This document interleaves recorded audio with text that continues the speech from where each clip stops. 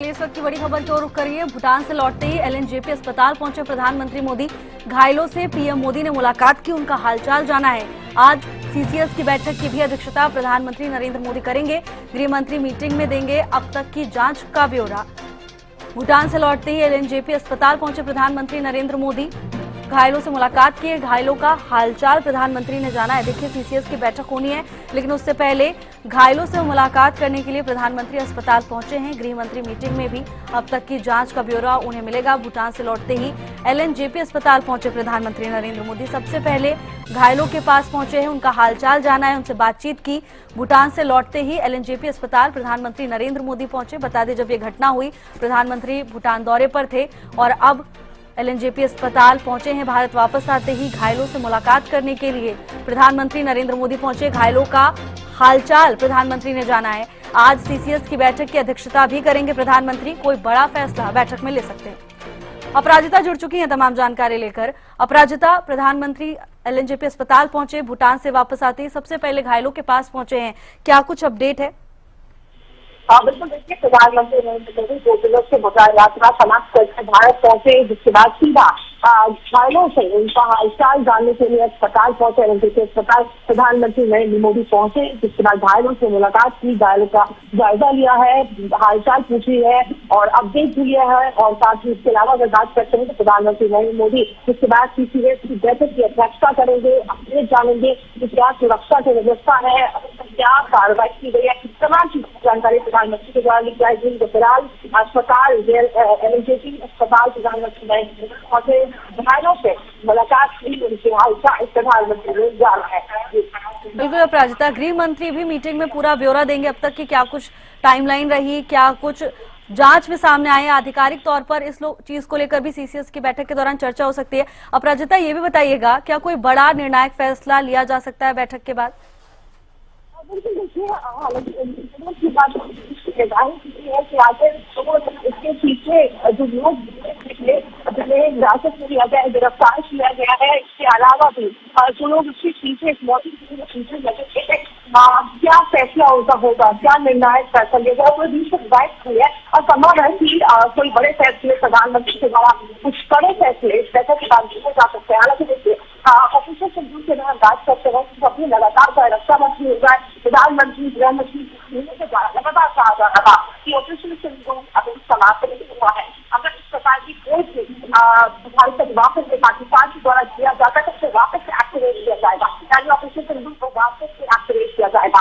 अब किसी मोदी की हम बात करते हैं तो कहीं न कहीं पाकिस्तान का संदेशा है, इसमें कहीं न कहीं दृष्टि भी नजर आ रही है, जैसे मोहम्मद नजर आ रही है। तो संभव है कि अगर इस प्रकार की जांच में चीजें स्पष्ट होती है, जिसके बाद कैसे प्रधानमंत्री के द्वारा प्रधानमंत्री मोदी के द्वारा जो अध्यक्षता की जा रही है बैठक, जिसके बाद सबक दिखाए जा सकते हैं।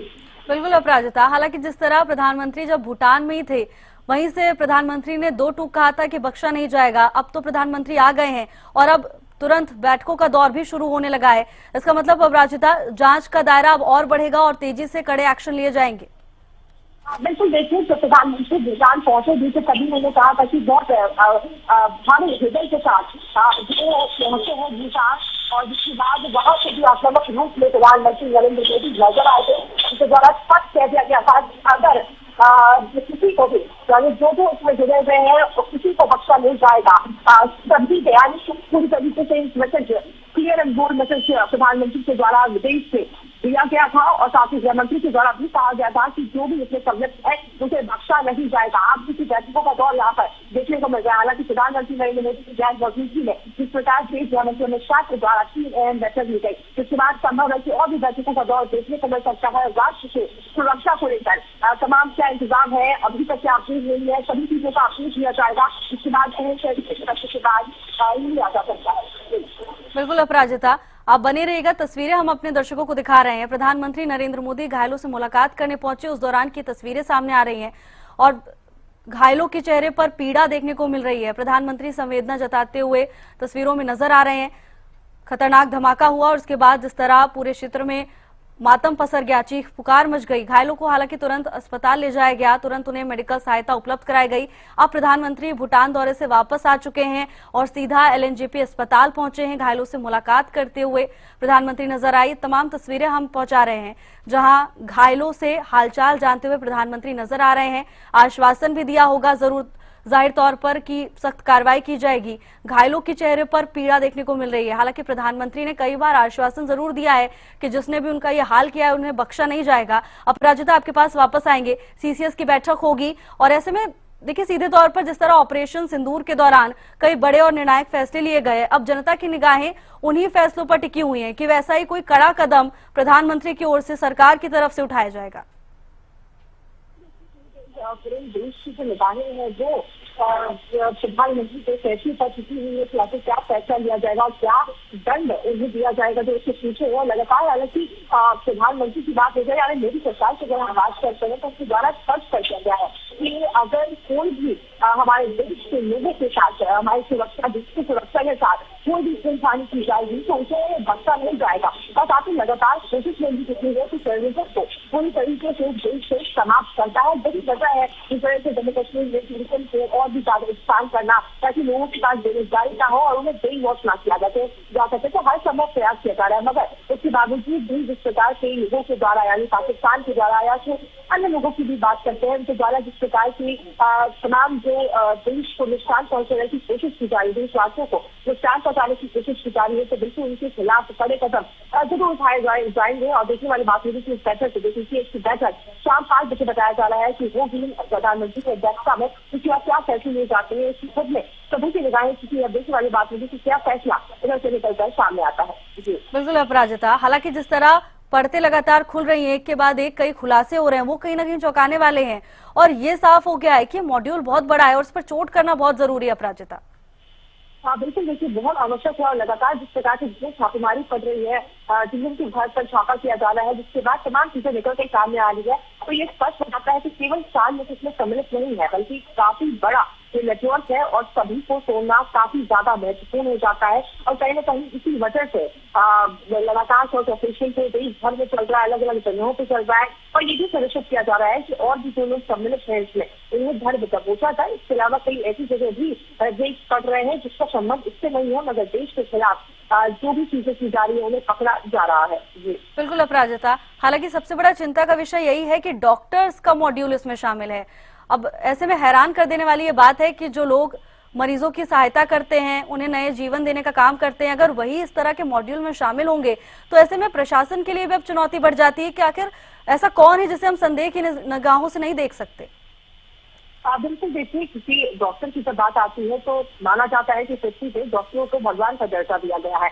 अब डॉक्टरों का इसमें सम्मिलित होना तो कहीं ना कहीं लोगों का विश्वास डॉक्टरों से भी उठ जाता है, मगर कहीं ना कहीं सराहनीय होगा देश की जनता की अगर बात करते हैं तो एकजुटता के साथ बनी हुई है और कुछ व्यक्तियों की वजह से, कुछ व्यक्तियों की डॉक्टरों की वजह से पूरे ही डॉक्टरों की बात की जाए तो कहीं ना कहीं उनके विरोधी नहीं हुए हैं। तो ये हमारी ड्यूटी होती है बिल्कुल, मगर शक की निगाहें जरूर लोगों की बढ़ती है और वाइट कॉलर जिस प्रकार से चले ऑर्गेनाइजेशन यहाँ पे बनता हुआ नजर आ रहा था। उसके अलावा अगर बात करते हैं तो इस मुख्य कारण टेररिज्म का ये भी माना जाता है कि क्या बेरोजगारी की वजह से लोग टेररिज्म करते हैं, मगर अब ये स्पष्ट हो जाता है कि बेरोजगारी या कोई भी अन्य जो मुद्दा होता है, गरीबी जैसी चीजें होती है, वो कोई कारण नहीं होता है टेररिज्म का, मगर लोग खुद सुनते हैं। अब ये भी तोड़ने वाली बात हो जाती है, ये भी समझना हो जाएगा कि अब जिन लोगों से ये संपर्क लेके जिन कॉलेजेस में वो थे, जिस कॉलेज में वो थे, तो क्या उनके बच्चों को भी चीजों में बरगलाया है, अगर बरगलाया है तो कौन कौन ये लोग हैं, तमाम चीजें जांच का विषय है।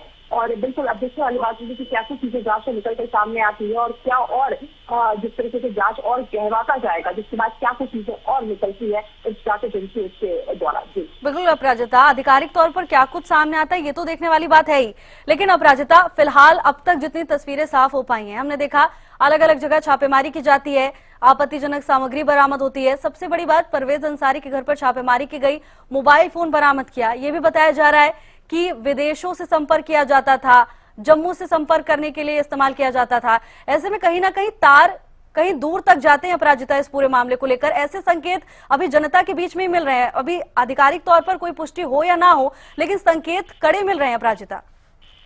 बिल्कुल देखिए, कई संकेत मिल रहे हैं और सूत्रों के हवाले से ये भी जानकारी जिस प्रकार से सामने आई है कि जब शाहिदा को पूछताछ किया जा रहा है तो कई बड़े खुलासे उधर से भी निकल कर आ रहे हैं। यानी जब इससे पूछताछ किया गया तो बताया गया कि ये जो धमाका था वो तो आनन फानन में किया गया, मगर जो असल इनकी जो मंशा थी वो 2026 जनवरी उनका टारगेट था। ये भी बताया जा रहा है कि 2025 में भी जनवरी में रेसी भी पिटाई की लाल किले की, सबसे ये टारगेट में था।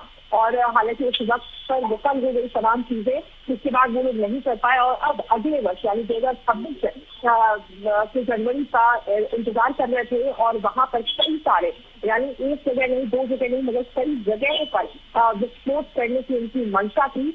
तो कई चीजें निकलकर सामने आती है। जम्मू में यानी तेज रिकॉर्ड वाला फोन बरामद होना परवेज अंसारी के घर से, यानी केवल जम्मू कश्मीर या दिल्ली और फरीदाबाद नहीं बल्कि उत्तर प्रदेश में लखनऊ भी कई ऐसी जगह है जो संदिग्ध बन जाती है और कई ऐसे लोग भी हैं जो इससे घिरे हुए होते हैं। तो कहीं ना कहीं ये जो लिंक है ये नेटवर्क से और भी ज्यादा गहमाता है, क्योंकि विदेश और जम्मू से संपर्क करना, घर पर ऐसी चीजें मिलना जो संदिग्धता पैदा करती है। तो बिल्कुल सवाल सही उठते हैं और इसी वजह से जांच एजेंसी आज लगातार जुटी हुई है जांच करने में और प्रशासन के द्वारा, पुलिस के द्वारा, हर प्रदेशों के द्वारा छापेमारी की जा रही है।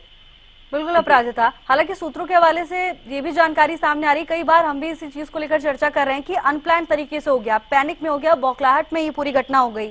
सूत्रों के हवाले से ये भी जानकारी निकलकर सामने आ रही है कि 26 जनवरी के दौरान इस पूरी घटना को अंजाम देने की कोशिश की जा रही थी। क्या अब कोई बड़ा आतंकी हमला प्लान किया जा रहा था अपराजिता? बिल्कुल देखिए, हालांकि इसकी पुष्टि अभी तक तो नहीं हो पाई है, मगर सूत्रों के हवाले से भी जानकारी निकलकर सामने आ रही है कि जो शाहिदा है, डॉक्टर शाहिदा को गिरफ्त लिया गया है, लखनऊ में उसके आवास पर भी छापा मारा गया है, जिसके बाद निकलकर चीजें सामने आ रही है कि आरोपी डॉक्टर मुजम्मिल के मोबाइल से ये डेटा भी निकला है। सूत्र के हवाले से जानकारी आ रही है, किसी प्रकार की जानकारी नहीं, सूत्र के हवाले से जानकारी निकलकर सामने आ रही है कि मुजम्मिल ने इसी साल से जनवरी में लाल किला इलाके की रेकी भी की थी। साथ ही सूत्र ये भी बता रहे हैं कि रेकी 26 जनवरी को लाल किले का निशाना बनाया गया था। बड़ी साजिश का हिस्सा था, लेकिन उस समय इलाके के छानबीन के दौरान उसकी प्लानिंग फेल हो गई थी। इसी प्लानिंग को वापस से एग्जीक्यूट करना था 2026 में। इसकी जानकारी ताजिया के द्वारा खुद दी गई है, ऐसा बता रहे हैं, जिसके बाद उसके द्वारा बताया गया है कि 2 साल से विक्रेता की जो सामग्री है वो उसके द्वारा जुटाया जा रहा था, जिसके बाद 26 यानी 2026 जनवरी को टारगेट बनाया गया था और कई जगहों पर जांच करने का मंशा था। तो एक बड़ा जो संकट है वो हम मान सकते हैं कि जो सोमवार की शाम की शुरुआत बहुत छोटा आनंद फानन में उतरी हुई थी, इसके बाद इतनी तकलीफ हुई थी। अनुमान लगाया जा सकता है कि अगर वो सफल होते तो देश का कितना बड़ा नुकसान होता, काफी ज्यादा हम कह सकते हैं। तो बिल्कुल उस तरीके से तो कहा जाए कि राहत जरूर है, मगर अगर बात की तो काफी खतरनाक इनकी प्लानिंग थी और न केवल राजधानी दिल्ली बल्कि कई राज्यों की राजधानी इनके टारगेट में थी। बिल्कुल अपराजिता, हालांकि चिंता का विषय यही है कि हाईली एजुकेटेड, वेल एम्प्लॉयड लोग ऐसे मॉड्यूल का शिकार हैं। अब तक इन लोगों ने पता नहीं कितने लोगों को इन्फ्लुएंस किया होगा अपराजिता, क्या कुछ गतिविधियां रही होंगी बीते दिनों और अंदर ही अंदर देश को कितना नुकसान पहुंचाने का काम किया होगा, ये भी अब कहीं ना कहीं जांच का विषय बन जाता है और प्रशासन के लिए एक बड़ी चुनौती के तौर पर अभी निकलकर सामने आ रहा है। बिल्कुल देखिए, प्रशासन के सामने बड़ी चुनौती है, क्योंकि न केवल इनसे पूछताछ करनी है कि कहाँ पर क्या प्लानिंग थी, क्योंकि अगर इसकी जिस गाड़ी की बात करते हैं यानी i4 की कार की बात की जाए, जहाँ वो गाड़ी गई थी इन जगहों को निशाने पे तो लगा ही गया है, इन चीजों की देखी तो जरूर की जा रही है, मगर इसके साथ साथ ये भी आवश्यक हो जाता है कि ये समझना कि ये समझना भी बहुत ज्यादा जरूरी हो जाएगा कि बच्चे उस यूनिवर्सिटी में पढ़ते थे। अब अगर बच्चे उस यूनिवर्सिटी में पढ़ते हैं तो कहा जाता है कि कच्ची मिट्टी होते हैं बच्चे, इन्हें बजाना काफी आसान होता है। अब अगर उनमें से किसी बच्चों को इन्होंने कुछ ब्रेन वॉश किया होगा उनका, तो कितने परसेंटेज तक जो ब्रेन वॉश है वो किया गया होगा, कहाँ तक क्या कुछ चीजें रहेगी, सभी चीजों का पता लगाना बहुत ज्यादा जरूरी हो जाता है। तो बिल्कुल बहुत बड़ी चुनौती है प्रशासन के सामने, पुलिस के सामने, तमाम लोगों की जो पता लगाना, कई चीजें हो जाती है। तो बिल्कुल बड़ी चुनौती है। बिल्कुल वाली बात होगी किस तरीके से आगे बढ़ती हुई प्रशासन नजर आएगी। हालांकि इसका इंतजार किया जा रहा है और बिल्कुल इस बैठक का भी इंतजार किया जा रहा है जो प्रधानमंत्री नरेंद्र मोदी के द्वारा आज किया जाएगा, जिसके बाद क्या निर्णय कैसे लिए जाते हैं ये भी देखने वाली बात होगी। बिल्कुल अपराजिता, इसका तो इंतजार करना ही होगा अपराजिता। लेकिन अब तक जितने लोग टीम के शिकंजे में आए हैं, जांच एजेंसियों के शिकंजे में आए हैं, इंटेलिजेंस के शिकंजे में जो भी चीजें आई हैं, कहीं ना कहीं अब एक ब्लूप्रिंट जरूर तैयार कर देंगे कि आखिर तार कहां तक जाते हैं, अब किन लोगों से संपर्क किया, इन लोगों ने क्या कुछ बातें की, ये भी देखने वाली बात। बिल्कुल देखिए क्या बातें की गई है, किन किन से बातें की गई है। जो लोग किसी जो रडार में होते हैं तो कहीं ना कहीं उन्हें घर दबोचा जाता ही है, क्योंकि जैसे उमर की अगर बात करते हैं तो वो रडार में थे, उसको ढूंढा जा रहा था, उसे पता लगाया जा रहा था, तो संभव था कि आज नहीं तो कल वो घर दबोचा रहा था। मगर सबसे परेशानी वाली चुनौती वाली बात ये हो जाती है जो रडार में भी ना हो और जिनके बारे में प्रशासन को पता भी ना हो, एजेंसी को पता ना हो, जिसके बाद उन्हें ढूंढना बहुत मुश्किल होता है। तो लगातार उन चीजों में लगी हुई है प्रशासन और पूछताछ के दरमियान यही जाना जाएगा कि उनकी टीम में और कौन कौन लोग थे। बिल्कुल अपराजिता, घायलों से भी मुलाकात करने पहुंचे हैं। देखिए ये ऐसा समय है जब घायलों को संवेदनाओं की बहुत जरूरत है और खासकर प्रधानमंत्री का वहां मौजूद होना ये भी महत्वपूर्ण हो जाता है, क्योंकि शासन की तरफ से जब मदद का आश्वासन रहेगा, न्याय का आश्वासन रहेगा, तो पीड़ा थोड़ी कम जरूर होगी, थोड़ी राहत जरूर मिलेगी। बिल्कुल देखिए, जब प्रशासन की ओर से जब सुरक्षा मिलती है कि तमाम चीजें ठीक रहेगी, हम आपके साथ है, तो कहीं ना कहीं यही वजह है। क्योंकि चांदनी चौकी का कल की हम बात करते थे, जो परिस्थिति कल चांदनी चौकी थी, यानी इसका जितना लोग वहां नजर आ रहे थे, लोग अपनी दुकानें खोलने के लिए डर रहे थे। मगर जिसके बाद अगर आज की हम तस्वीरें देखते हैं तो कई तरीके से जो दुकानें हैं सभी खुल रही हैं और लोग आ रहे हैं, खरीदारी करने भी आ रहे हैं, तमाम चीजें हो रही है। तो कहीं ना कहीं लोगों को ये विश्वास है कि तमाम जो चीजें हैं वो अब सामान्य हो जाएगी। बिल्कुल क्लैरिटी का इंतजार भी अब देशवासी कर रहे हैं, क्या हुआ, कैसे हुआ, कब इतनी बड़ी घटना हो गई। अपराजिता, देश को झकझोर देने वाली ये पूरी घटना रही। बिल्कुल देखिए, देश को झकझोर देने वाली तो एक घटना है ही, और साथ ही अगर इस समय की हम बात करते हैं, यानी जो परिस्थिति थी, जो लोग वहां पर उपस्थित थे, जो चश्मदीद है, वो बताते हैं कि क्या परिस्थिति थी उस वक्त की। जो लोग जल रहे थे, जो तमाम चीजें हो रही थी, तो बताती है कि आखिर क्या परिस्थिति थी उन लोगों की। बिल्कुल बिल्कुल अपराजिता, आप बने रहिएगा, आगे भी आपसे जानकारी हासिल करेंगे। तस्वीरें आपको दिखा रहे हैं, प्रधानमंत्री नरेंद्र मोदी घायलों से मुलाकात करने पहुंचे। भूटान से लौटते ही एलएनजेपी अस्पताल प्रधानमंत्री नरेंद्र मोदी पहुंचे। तस्वीरें भी आपको दिखा रहे हैं। और चलिए आगे बढ़ेंगे इस वक्त की बड़ी खबर के साथ। सीधे इस वक्त की बड़ी खबर से आपको रूबरू करा दे। इस वक्त का बड़ा अपडेट सामने आ रहा है। सीधे इस वक्त की बड़ी खबर आपकी टेलीविजन स्क्रीन पर, बड़ा अपडेट, बड़ी जानकारी पहुंचा रहे हैं। घायलों से मिलने के बाद प्रधानमंत्री का सख्त संदेश, दोषियों को किसी भी कीमत पर बख्शेंगे नहीं। प्रधानमंत्री ने साफ तौर पर कह दिया है। सोशल मीडिया पर पोस्ट कर पीएम मोदी ने कड़ा संदेश दिया है, धमाके के दोषियों को सख्त सजा मिलेगी। प्रधानमंत्री नरेंद्र मोदी की ओर से सोशल मीडिया पर पोस्ट किया गया, लिखा दोषियों को बख्शेंगे नहीं। सोशल मीडिया पर पोस्ट कर ये कड़ा संदेश प्रधानमंत्री की ओर से दिया गया। बता दें कि प्रधानमंत्री नरेंद्र मोदी भूटान दौरे से भारत लौटे हैं और सीधे घायलों से मुलाकात करने प्रधानमंत्री एलएनजेपी अस्पताल पहुंचे। मुलाकात की, उनका हालचाल जाना और अब सोशल मीडिया पर एक कड़ा संदेश दिया है। कहा दोषियों को किसी भी कीमत पर बख्शेंगे नहीं, कड़ी कार्रवाई होगी। सोशल मीडिया पर पोस्ट कर तमाम देशवासियों को ये बड़ा आश्वासन प्रधानमंत्री की ओर से दिया गया। धमाके के दोषियों को सख्त सजा मिलेगी। घायलों के जल्द स्वस्थ होने की कामना करता हूं। तस्वीरें भी हमने आपको दिखाई। प्रधानमंत्री घायलों से मुलाकात करने पहुंचे हुए हैं। घायलों से मिलने के बाद प्रधानमंत्री ने सख्त संदेश जारी किया, सोशल मीडिया प्लेटफॉर्म पर पोस्ट कर जानकारी दी है। अपराजिता जुड़ चुकी हैं तमाम जानकारी लेकर। अपराजिता, साफ तौर पर एक बार फिर प्रधानमंत्री ने डोंट टू कह दिया कि अब फिर से कार्रवाई होगी, बड़ी कार्रवाई होगी और बख्शा नहीं जाएगा।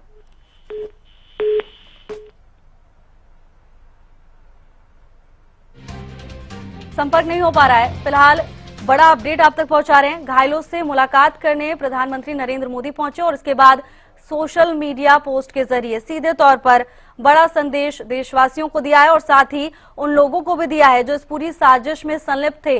कहा बख्शा नहीं जाएगा, कार्रवाई होगी, न्याय मिलेगा। प्रधानमंत्री नरेंद्र मोदी की ओर से सोशल मीडिया पर यह पोस्ट किया गया। घायलों के जल्द स्वस्थ होने की कामना प्रधानमंत्री ने की है। प्रधानमंत्री ने सोशल मीडिया पर पोस्ट कर कड़ा संदेश दिया है।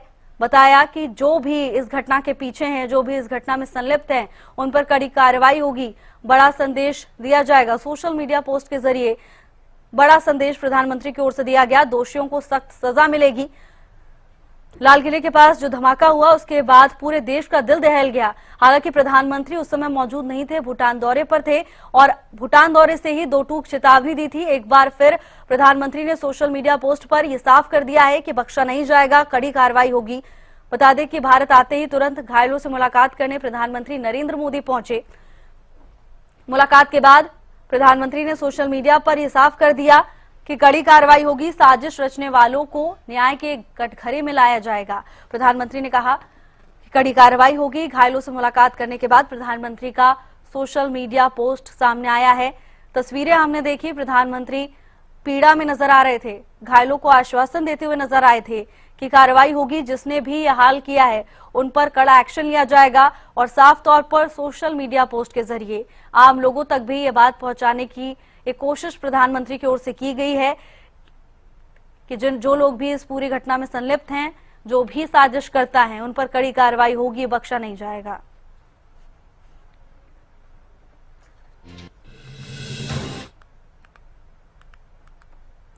तो वहीं दिल्ली ब्लास्ट का सीसीटीवी सामने आया। धमाके से सिग्नल पर गाड़ी के परखच्चे उड़ गए। आसपास खड़ी कई गाड़ियां आग की लपटों में घिर गई। धमाके के समय लाल किले के पास काफी ट्रैफिक था। 10 नवंबर की शाम को लाल किले के पास हादसा हुआ था। धमाके में करीब 10 से ज्यादा लोगों की मौत हो गई थी। कई लोगों के घायल होने की खबरें हैं। दिल्ली ब्लास्ट का सीसीटीवी फुटेज आपको दिखा दे रहे हैं। दिल दहला देने वाला, विचलित कर देने वाला ये वीडियो सामने आया है। धमाके में करीब 10 से ज्यादा लोगों की मौत की खबर सामने आई।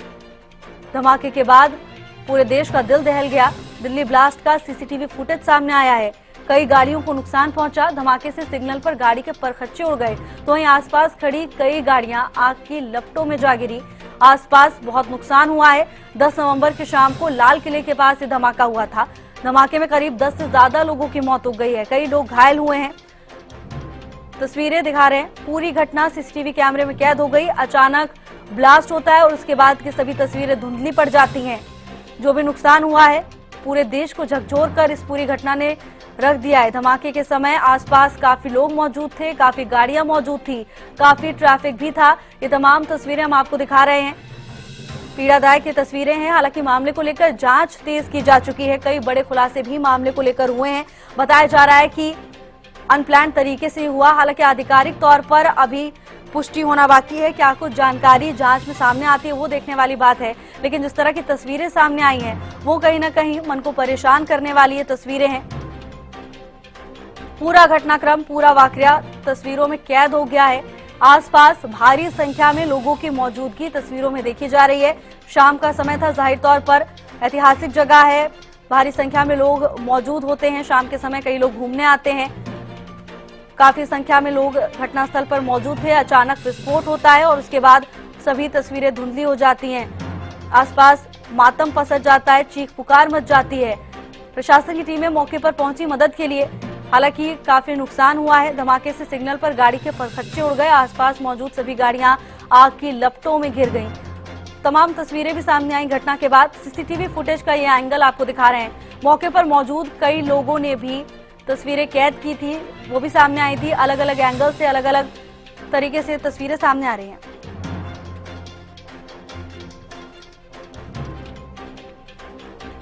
दिल्ली ब्लास्ट का सीसीटीवी फुटेज सामने आया। धमाके के समय लाल किले के पास काफी ट्रैफिक था। भारी संख्या में लोग भी मौजूद थे। अपराजिता जुड़ी हुई है तमाम जानकारी के साथ। अपराजिता, प्रधानमंत्री की ओर से अब साफ तौर पर पोस्ट कर दिया गया।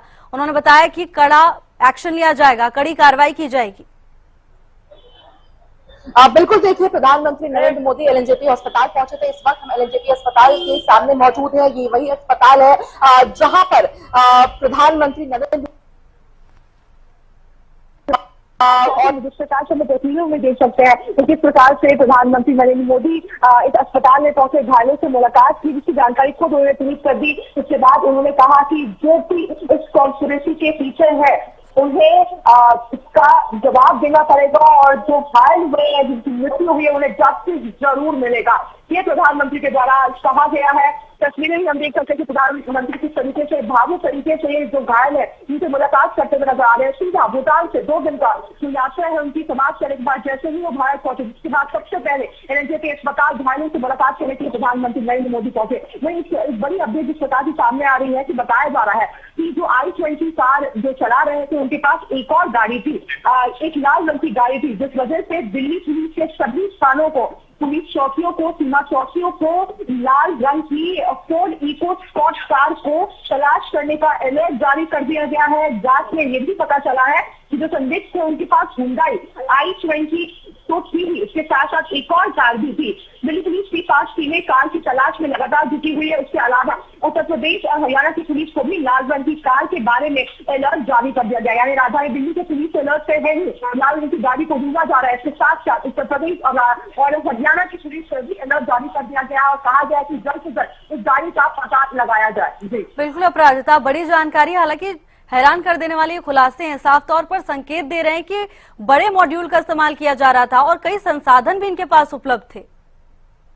बिल्कुल, देखिए स्पष्ट हो जाता है कई संसाधन उनके पास है, यानी केवल 3 से 4 लोग इसमें सम्मिलित नहीं है, बल्कि जो तस्वीर है वो इससे ज्यादा बड़ी है, जो अभी कहीं ना कहीं जुड़ी नहीं है। मगर जिस प्रकार से जांच एजेंसियां लगातार जुटी हुई है, जो तस्वीर है वो स्पष्ट हो जाएगी कि आखिर कौन कौन लोग इसमें सम्मिलित है, कहाँ तक इनका नेटवर्क है, कौन इसके पीछे है, कौन मास्टरमाइंड है, तमाम चीजें। क्योंकि अगर अभी भी हम बात करते हैं तो सबसे पहले जो शाहिद शहीद जो डॉक्टर है, महिला जो डॉक्टर है, वो अभी सबसे ज्यादा रडार में है कि मास्टरमाइंड वही थी, तमाम चीजें वो करी थी। अब ये भी जानना जरूरी हो जाएगा क्योंकि अब वही इसके पीछे थी या उन्हें भी कोई कहीं से इनपुट मिल रही थी, जिसके बाद वो ये तमाम चीजें कर रही थी, क्या किस चीजें थी, कैसे ये जो सीओ और डॉक्टर है वो किस प्रकार से एक दूसरे के संपर्क में आए, इनके संपर्क में और कौन कौन लोग हैं, तमाम चीजों की जांच पड़ताल एनआईए की टीम के द्वारा किया जाएगा। लगातार प्रशासन जुटी हुई है और हर एक छोटी से बड़ी जो भी सबूतें मिल रही है टीवी फुटेज के द्वारा उस जो जहाँ पे घटना हुई है, जहाँ पर एनआईए की टीम से पहुंची, जांच किया गया, जो भी सबूतें मिल रही है सभी चीजों को खंगाला जा रहा है। इसके बाद निष्कर्ष पर निकला जाएगा और जिस प्रकार से प्रधानमंत्री के द्वारा यह आश्वासन दिया गया है कि जिन्होंने भी ये तमाम चीजें की है उन्हें जस्टिस पर लाया जाएगा, यानी उन्हें बख्शा नहीं जाएगा। बिल्कुल अपराजिता, देखिए घायलों के लिए तो संदेश है ही प्रधानमंत्री का उनके पास पहुंचना, लेकिन कहीं ना कहीं साजिशकर्ताओं के लिए भी बड़ा संदेश है कि शासन सक्रिय है, गंभीर है और अपने नागरिकों के लिए हमेशा साथ खड़ा है। बिल्कुल, देखिए ये स्पष्ट रूप से तय हो जाता है कि जिस प्रकार से जैसे ही ये हादसा हुआ था, जिसके बाद गृह मंत्रालय के द्वारा, गृह मंत्री के द्वारा जिस तरीके से खुद जैसे अस्पताल वो पहुंचे थे, ये वही अस्पताल है जहां पर गृह मंत्री अमित शाह इस अस्पताल में पहुंचे। हालांकि अभी से भी अगर हम बात करते हैं तो वो तस्वीरें दूसरी तरफ दिखाऊंगी सिक्योरिटी की। अगर मैं तस्वीरें देखिए आपको दिखाती हूँ कि ये सिक्योरिटी है, यानी पूरी तरीके से इस जगह को बंद कर दिया गया है, किसी को भी यहाँ से एंट्री की परमिशन नहीं है, यानी जिसको भी अस्पताल के अंदर जाना है वो दूसरी तरफ से जाए, इस तरफ से जाने की परमिशन नहीं है। इसका मुख्य कारण ये हो जाता है, इस वजह से जाने नहीं दिया जा रहा है ताकि किसी भी प्रकार से कोई सेक्टर ना कर सके, यानी जो घायल है, जो मृतक है, पोस्टमार्टम होगी, तमाम चीजें होगी, किसी भी प्रकार से कोई भी उसमें कुछ सैंपल ना कर सके, इन्वेस्टिगेशन में कोई भी दिक्कतें ना हो। इसीलिए वही गृह मंत्री अमित शाह भी अस्पताल पहुंचे थे। रेखा गुप्ता दिल्ली की मुख्यमंत्री की बात की जब वो भी यहाँ पर पहुंची थी, घायलों का क्या हाल है, तमाम चीजें देखने के लिए 10 लाख रुपए का कहा भी गया उनके द्वारा कि दिया जाएगा। तो बिल्कुल सरकार का ये आश्वासन की उनके साथ और कहीं ना कहीं यही वजह है जिस वजह से वापस से जो जिंदगी है चांदनी चौक लाल किले के पास वो आम हो गई है। यानी लोग वापस से बढ़कर सबसे दुकानें खोल रहे हैं, लोग खरीदारी के लिए वहां पर आ रहे हैं, विश्वास के साथ प्रशासन उनके साथ है। और बिल्कुल ये मानना होगा कि जो बहुत बड़ा जो टारगेट है उन लोगों का जो बताया जा रहा है कि संभव है कि 26 जनवरी को वो टारगेट लेकर चल रहे थे, कई विस्फोट करने का उनका इरादा था, उन चीजों को नष्ट किया है। ये सराहनीय पुलिस की माननी पड़ेगी, जम्मू कश्मीर पुलिस हो जाए, दिल्ली, फरीदाबाद, हरियाणा और उत्तर प्रदेश तमाम की पुलिस होती है, सराहनीय होगा। और जिस प्रकार से अभी भी लगातार इन्वेस्टिगेशन में जुटी हुई है और रेस किया जा रहा है, तो बिल्कुल अब इसके पीछे कौन है, कहाँ तक नेटवर्क फैला हुआ है, तमाम चीजों की जानकारी भी अब जल्द से जल्द निकलकर सामने आएगी। बिल्कुल अपराजिता, और जैसे जैसे जांच तेज होती जा रही है, कहीं ना कहीं अब विस्तार और भी होता जा रहा है, कई बड़े नाम सामने आ रहे हैं, कई खुलासे हो रहे हैं, कई चीजें बरामद की जा रही हैं। अपराजिता, लखनऊ से जिस तरह से मोबाइल फोन बरामद किया जाता है उससे पता चलता है कि विदेशों से भी संपर्क में था। अब ऐसे में मॉड्यूल के और गहरे होने का और बड़े होने का कहीं ना कहीं संदेश साफ तौर पर मिल रहा है। हाँ बिल्कुल, देखिए जिस प्रकार से उत्तर प्रदेश में जो सिलसिला आप देखिए, जो सिलसिला जम्मू कश्मीर से शुरू हुआ, एक पोस्टर से शुरू हुआ, उसे गंभीरता से ली गई। जश्न मोहम्मद के सपोर्ट में जो पोस्टर लगाया गया था उसे जिस प्रकार से काफी सीरियसली लिया गया था, और वही वजह है, यानी आदिल के द्वारा एक पोस्टर लगाया जाना जश्न मोहम्मद के फेवर में, उस चीजों को सीरियसली लेना, उसे धर दबोचना उत्तर प्रदेश से, सहारनपुर से, जिसके बाद फिर उसके लॉकर का पता चलना, AK-47 चलना, वहीं तक नहीं रुकती है जम्मू कश्मीर पुलिस। जिसके बाद फिर उसके मोबाइल को भी खंगाला जाता है, संपर्क निकलता है कि डॉक्टर मुजम्मिल से भी उसका संपर्क है। वहां पर जब छापा मारा जाता है तब वहां से निकलकर सामने आती है कि 2900 किलो के जो अमोनियम नाइट्रेट वहां से निकलकर सामने आते हैं। टाइमर, बैटरी, रिमोट, जो तमाम चीजें ब्लास्ट के लिए आवश्यक होती है, बनाने के लिए जरूरी होती है, उन सभी चीजों का पता चलता है। जिसके बाद फिर डॉक्टर शाहीन की बात की जाए, उनके घर पर भी छापा मारना, उनसे पूछताछ करना, पूछताछ में जो चीजें निकलकर सामने आ रही है वो काफी ज्यादा उपयुक्त साबित होगी आगे की जांच के लिए। जिसके बाद डॉक्टर उमर को इस प्रकार से छानबीन करना, इस प्रकार से ढूंढना उसे कि उसके अंदर इतना डर बैठ गया कि अब उसे धर दबोचा जाएगा, जिस वजह से आनंद फानन में उसने ये ब्लास्ट किया। हालांकि ये भी बताया जा रहा है डॉक्टर शाहीन के द्वारा ही, जो अभी हिरासत में है उनके द्वारा ही बताया गया कि ये जो ब्लास्ट किया गया है, जो नीचे अभी जो रिपोर्ट में जानकारी निकलकर सामने आई है सूत्र के हवाले से, कि उनके बताया गया है कि डॉक्टर उमर जो है वो उसके द्वारा ये ब्लास्ट नहीं करना चाह रहा था, वो यानी कुछ प्लान नहीं था, कुछ टिप ऑफ नहीं था इन चीजों को लेकर के, मगर आनंद फानन में उसके द्वारा ये चीजें की गई है। कहीं ना कहीं सराहनीय होगा ये तमाम जो पुलिस ने जो सभी चीजें छापेमारी की है, करना होगा जिस प्रकार से उन्होंने काम किया है, तो बिल्कुल सराहनीय काम है। जिसके बाद अब जिम्मेदारी बनती है सरकार की कि क्या रुख अपनाती हुई नजर आएगी, और जो भी लोग इसमें सम्मिलित है क्या जो सजा है उन्हें मिलेगी। बिल्कुल अपराजिता, इंतजार करना होगा कि क्या फैसला लिया जाता है। लेकिन अपराजिता, आप समय को समझिए, अब से कुछ ही देर बाद, कुछ ही दिनों के बाद देश गणतंत्र दिवस का जश्न मनाने वाला था, और ऐसे में अब ऐसी घटना सामने आती है, कहा जाता है कि आनंद फानन में हुआ है। हालांकि आधिकारिक तौर पर क्या कुछ सामने आता है वो देखने वाली बात होगी, लेकिन जिस तरह से बताया गया है कि बड़ी साजिश को अंजाम देने की फिराक में थे, पूछताछ भी होती है, खुलासा भी किया जाता है, सूत्रों के हवाले से जानकारी आई है, बताया गया कि 26/11 को लेकर तैयारी की जा रही थी।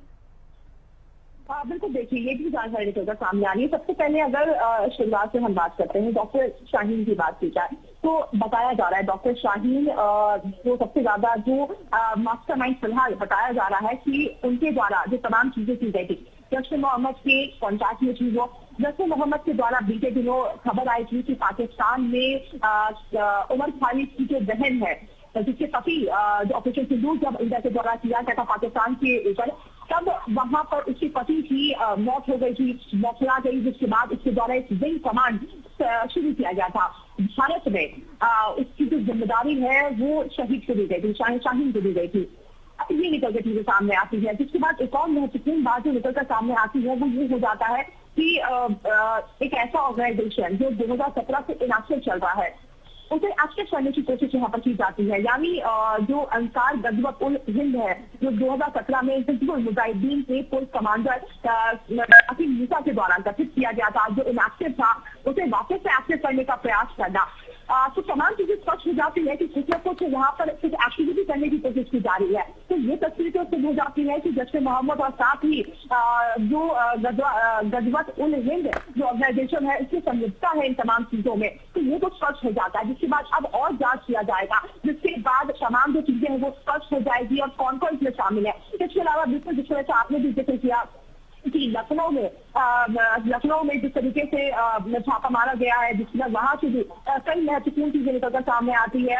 यानी परवेज अंसारी के आवाज पर जब छापा मारा गया लखनऊ में, तो वहां से भी कई चीजें निकलकर आना, यानी मोबाइल, सिम कार्ड वाला मोबाइल निकलकर सामने आना। क्योंकि जब भी बात स्मार्टफोन की करते हैं, तो आमतौर पर लोग स्मार्टफोन का इस्तेमाल करते हैं, काफी आसानी से हैक कर लिया जाता है, उसी चीजों को टैप कर लिया जाता है, जिस वजह से की पैड का इस्तेमाल किया जाता है कई बार।